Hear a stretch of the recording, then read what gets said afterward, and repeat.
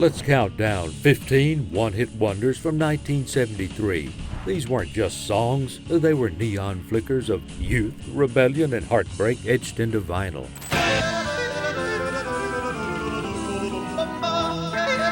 And the final track, it was banned in 3 cities and still went gold.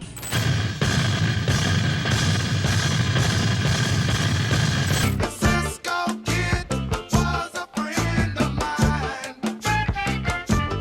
My name is Michael, I got a nickel shiny. Number 15, Dancing in the Moonlight by King Harvest. We get it almost every night. And when that moon gets a big. You've heard this one late at night, maybe in a diner, maybe under stars. It's that shimmering, feel-good groove that feels like summer air through roll-down windows. Dancing in the Moonlight hit the airwaves like a warm smile in the cold aftermath of the 60s. Peace, love, and gentle funk in every bar. Dancing in the moonlight, everybody's feeling warm and King Harvest gave us a moment of euphoria before fading into silence. The song climbed into the top 20, then drifted away like its own chorus. High, floaty, and gone too soon.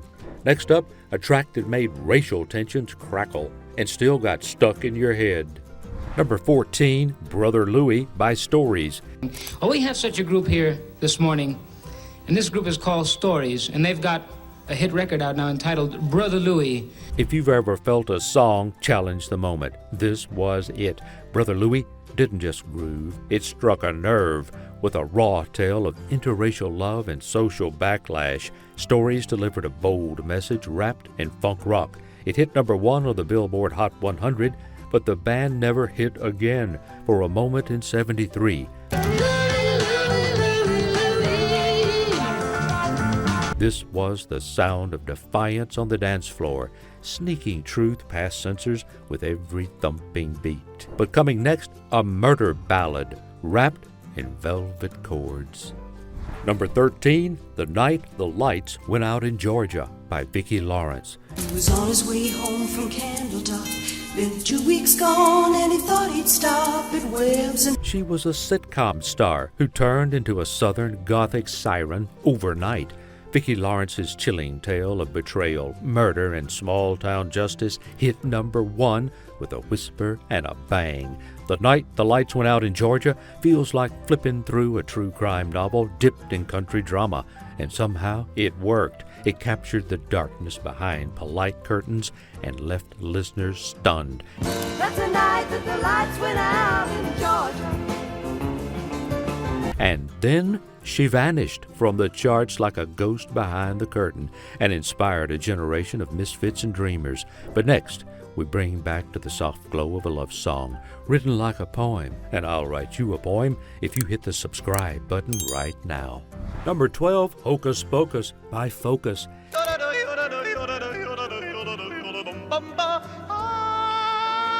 Ever hear of a rock song that yodeled? Hocus Pocus was a shot of pure chaos from the Dutch band Focus, a blast of guitar heroics, drum breakdowns, operatic falsettos, and yes, yodeling. It shouldn't have worked, but it did. This prog rock fever dream raced up the charts in the U.S., hitting number 9 and electrifying audiences who didn't even know what hit them.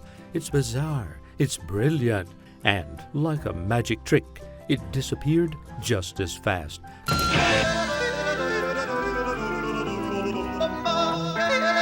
Coming up, a song that sounds like a lullaby, but haunted your childhood radio. Number 11, Playground in My Mind by Clint Holmes. This is me in 1970. It is frightening, isn't it? It's like a helmet I used to have. So that was me then. Here's the song, 1974. If all the world were a playground, Clint Holmes took that innocence and carved it into melody. This song feels like walking past an empty swing set in the fall. Sweet, nostalgic, and a little eerie. With its childlike duet and sing-song verses, Playground in My Mind hit number 2 on the Billboard charts in 73. I made a playground in my mind where the Proving that simplicity could be haunting. Holmes never charted again, but that candy-coated echo of My Name is Michael is still there, playing softly in your memory. My name is Michael, I got a nickel shiny. But next, glam meets grit in a British stomp that refused to behave. Number 10, Little Willie by Sweet.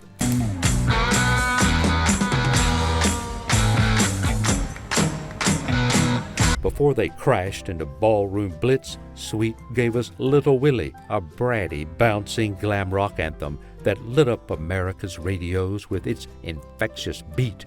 Willie was the kid who wouldn't go home, and the song, it wouldn't leave your head. Reaching number 3 in the U.S., it introduced glam rock to suburban speakers and felt like a sugar rush with steel-toe boots. Little Willie, Willie won't go home, but you can push. Sweet had bigger hits later, but in America, Little Willie stood alone as their biggest chart success. Up next, a monster instrumental that stalked the charts and never spoke a word. Number 9, Frankenstein by the Edgar Winter Group. Title, that's what I like about it, and it is visual type of music that you can see pictures. No words, just thunder. Frankenstein was a beast of an instrumental.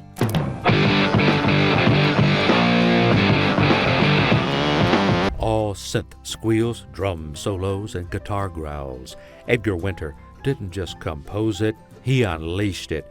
The track stormed to number 1 on the Billboard charts, a rare feat for an instrumental, and became the first hit to feature the synthesizer as a lead instrument. It was futuristic, wild, and totally out of step with the radio, which made it unforgettable. Then, like its namesake, it vanished back into the shadows.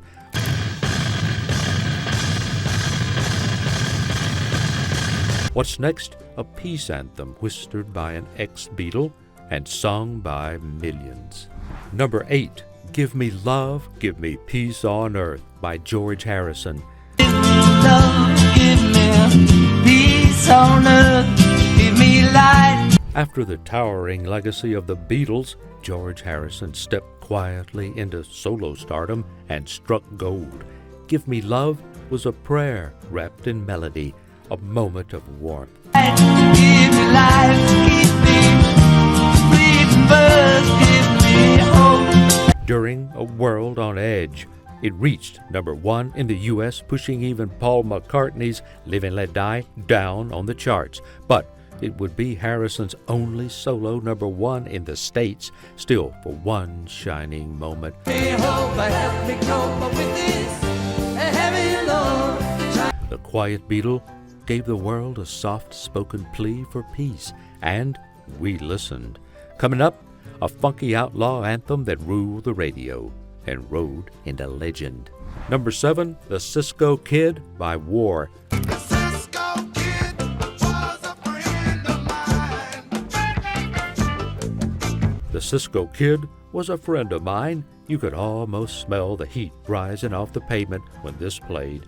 War fused funk, Latin rhythm, and streetwise soul into something irresistible. The Cisco Kid climbed to number 2 with horns that punched and bass lines that strode.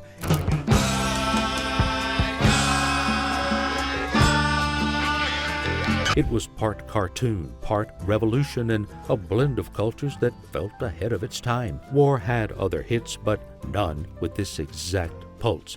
This track rode in like a comic book and left like folklore. Up next, a track that's smooth as jazz, but hits like a hangover. Number 6, Do It Again by Steely Dan. Back, Jack, do it again. You already know that electric guitar riff. Do It Again is cool in the way a cigarette burns slow. It's soft jazz disguised as rock, soaked in regret and smirky irony, everything Steely Dan would come to embody. But in 1973, this was their moment. Then you find your only friend. Their first hit, it reached number 6, and then they kept making music, but never again like this. This track loops like a bad habit, gambling, cheating, wanting more.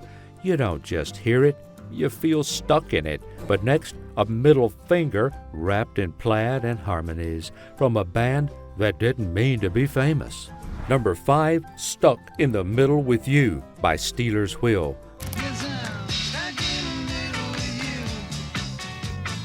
Was it Dylan? Was it satire? No one could quite tell. Stuck in the Middle with You walked into 1973 sounding like a joke and walked out as a hit. Clowns to the left of me, jokers to the right. Here I am, stuck in the middle with you. It hit number 6, soundtracking office radios, bar jukeboxes, and eventually Reservoir Dogs' Bloodshed. The irony runs thick.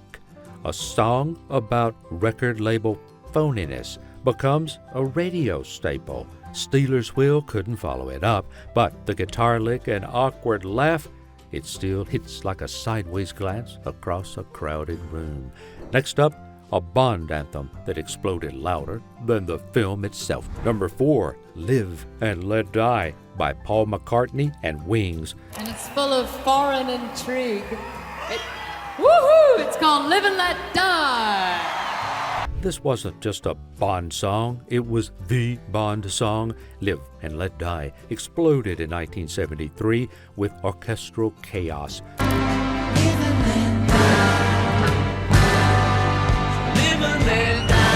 Reggae rhythms and McCartney's unpredictable edge. It didn't top the charts, but it owned the airwaves and earned an Oscar nod. And for Wings, it was a defining moment. Their most iconic hit before disappearing into softer pop territory. For a minute, McCartney let the beast out. This track didn't just play, it detonated. Coming up, a Midwestern anthem with a Detroit engine and a cowboy soul. Number 3, We're an American Band by Grand Funk Railroad. 2, 1, 2, 3, 4.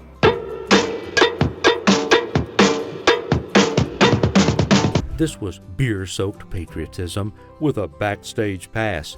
We're an American Band wasn't just a hit, it was a manifesto. Grand Funk Railroad slammed open the gates of 70s arena rock with cowbells, distortion, and swagger. It reeked of motel carpet and tour bus dreams. It hit number 1, crystallizing the band's peak before they faded just as quickly. But for that one hot moment, they were the soundtrack to pool halls, muscle cars, and rebellion on every corner. Next, a snapshot in Kodak Chrome, where every lyric feels like flipping through your childhood. Number 2, Kodak Chrome by Paul Simon. Think back on all the crap I learned in high school. If you've ever looked at an old photo and felt that ache, you know this song. Kodak Chrome was Paul Simon's Technicolor diary entry, vivid with nostalgia and regret. I got an Nikon camera I love to take a photo. It hit number 2, blocked only by George Harrison's Plea for Peace, with lines like, "When I think back on all the crap I learned in high school," Simon cut through the haze with humor and heart. It was banned by the BBC for naming a trademark, and still became a classic. But the number 1 spot, a glam anthem that rose from the underground and got censored before it got crowned. Number 1, Rock On by David Essex. Cue the bass line. Rock On was strange, sparse, and almost hypnotic, a glam rock lullaby that felt like it was crawling out of the back of your speaker. David Essex delivered a teenage ghost story in slow motion. You shake on the movie screen, Jimmy Dean. Jimmy Dean. Oh, rock on. Asking, where do we go from here? It reached number 5 on the U.S. charts and became an underground cult favorite, banned in some cities for its haunting vibe and perceived drug tone. It still went gold. Essex never followed it up, but didn't have to. Rock On is eternal in its echo. If you found this deep dive memorable, hit like and subscribe so we can keep the music alive. These weren't just tracks, they were sonic postcards from 1973. Torn, worn, and unforgettable. Which of these songs hit you the hardest or surprised you the most? Next up, we're diving into 1974, where the ghost of glam and folk clashed on every stage. You won't believe what made the list. Click the video on screen now to keep this journey going. Some legends fade, others hide in plain sight.